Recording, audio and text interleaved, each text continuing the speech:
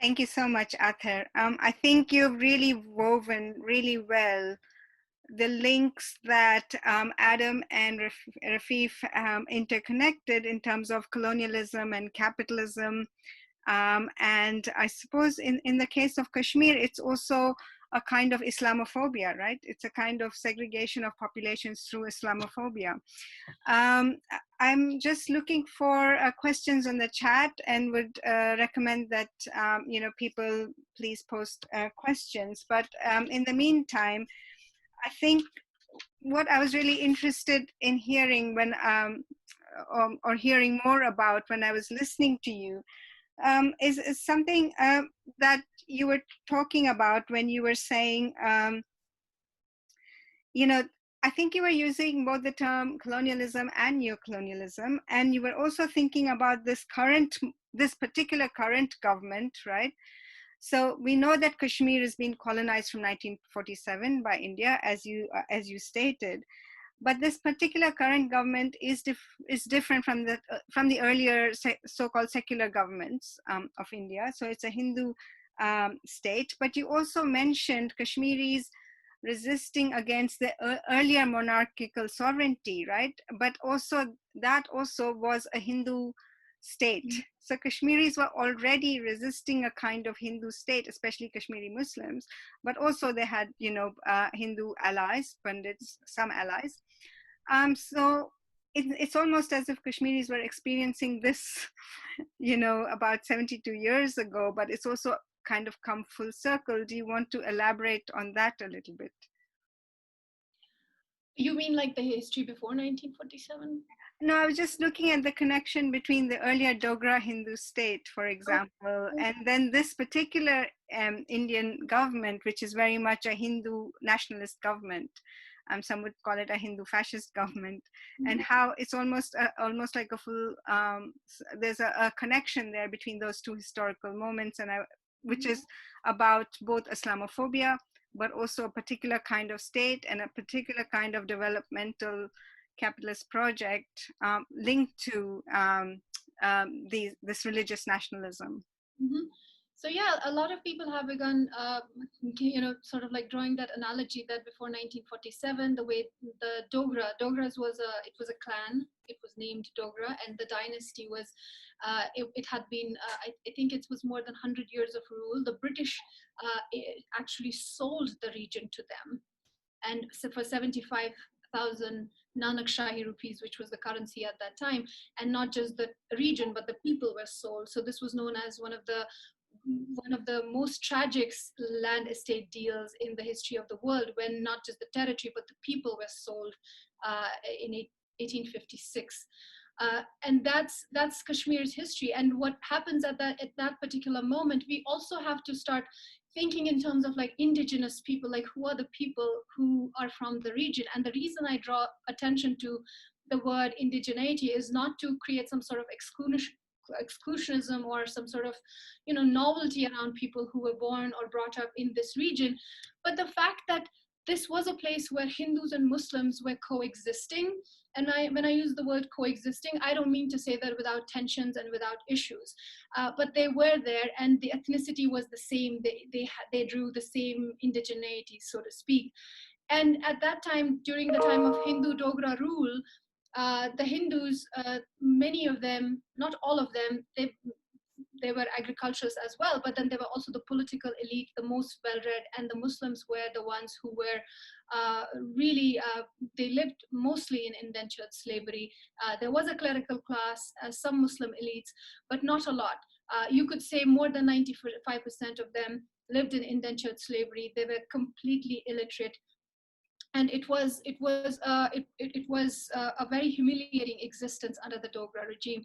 They didn't have many political rights. They couldn't even sacrifice an animal without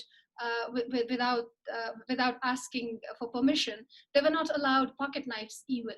So it was a life of indentured slavery. There was also forced labor going on. So towards the late, earlier 19th century, there's some level of literacy coming into the Muslim communities. as a result of which movements start happening, and there are different movements, labor movements, and then people are also kind of coalescing around trying to get some sort of rights. And then the British again come in, and just yesterday there was the Martyrs' Day, 13th July 1931 is the day when 22 Muslims were executed by the Hindu Dogra monarch because they had gathered to when you talk about Islamophobia, there was some Islamophobic events that had happened before. A Quran was found torn, and a Hindu had converted to being a Muslim, and then his property was taken away and stuff like that. So, there were those events, and then July 13th happened where 22 Muslims are killed, and Kashmiris celebrate that as Martyrs' Day. They kind of, for lack of a better milestone, because Kashmiri history has been erased, not that they haven't written their history, but it has been invisibilized, especially in the Indian narrative. So even the client politician governments that have been operational inside Kashmir since 1947, they used to celebrate this as Martyrs' Day. But after August 5th, when the autonomy was taken away, the Indian government took that day of commemoration away. It was not a holiday anymore. It was not commemorated, but still Kashmiris across the world, across diaspora, they have celebrated the Martyrs' Day, July 13th, yesterday. So that those are the two analogies. Now you see with the Hindu fascist government that has taken the center stage, you kind of see those snatches of the resonances between the two. But at the same time, I would not like to forget the period between 1947 to 2014, when BJP, the current government, the Hindutva ideological government that is in power in India today, and also like occupies Kashmir in that manner. So I would not like to forget that period, because the erosion of Kashmir's autonomy was put into motion the moment this truce, this treaty between Kashmiri client politicians and India was put into force. In fact, India's first Prime Minister, Jawaharlal Nehru, he said that this is going to erode in time, and there's going to be a time when Kashmir will be fully integrated, because, and very recently, a politician from the same party said that what BJP had done in a brazen, militaristic manner, they had done 12 times discreetly. So there are these resonances between what was happening before 1947, but there are differences as well, of course. But there are strong resonances of how the current Indian government is behaving, because it is supremely Hindu and Hindutva ideology peddling inside Kashmir as well. So yeah, so there are those resonances. I think there's one question from the chat that I'm just picking up. Basically, I think the summary of the question is that until we have nation states and a colonized idea of development, multiple Kashmirs would keep being born within post-colonial states. So the idea is that the idea of Kashmir as a colonized entity will keep being born as long as we have the idea of the nation state or the idea of colonial ideas of development. It sounds more like a comment, but you might want to elaborate on that. Well, I think Kashmir is, when I think about Kashmir, like what's going to be the future? Palestinians have been struggling, and we see things get worsening every day. I mean, I really dread to open my news feed, open the newspaper, and what's happening even during the COVID pandemic, with what Israel is doing and with what India is doing. And when I think about Kashmiri struggle, I feel like this is a perfect moment for the world to really think about decolonization. This is a perfect moment for the world to think about demilitarization. This is one of the highest militarized zones. It's been called the world's most beautiful prison. And I also think that it could be one of the regions where we envision a beautiful creative solution to nation states, to having a region that is full of peoples, that is full of cultures, and envisioning a decolonized, a demilitarized, and a region where we enforce the will of people, give themselves determination, and see what comes out.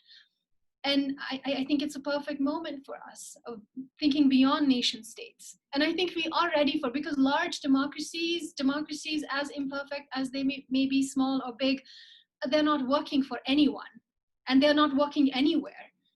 So it's time we kind of like have a reckoning with these democracies. And when we think about India, India is about a flame frontiers.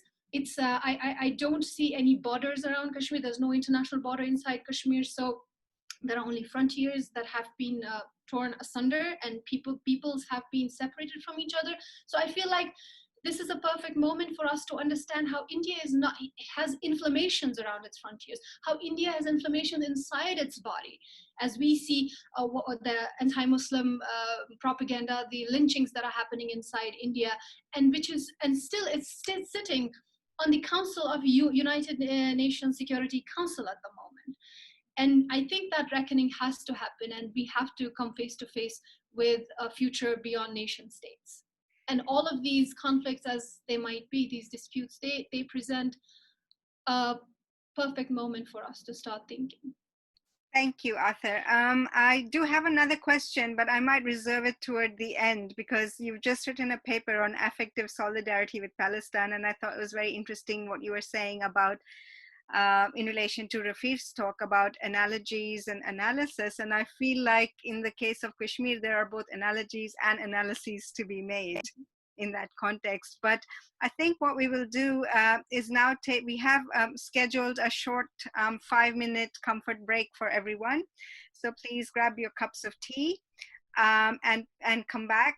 And for the next segment, we will have Rachel moderating the session with speakers Dr. Rahul Rao and Tommy Amole. Thank you.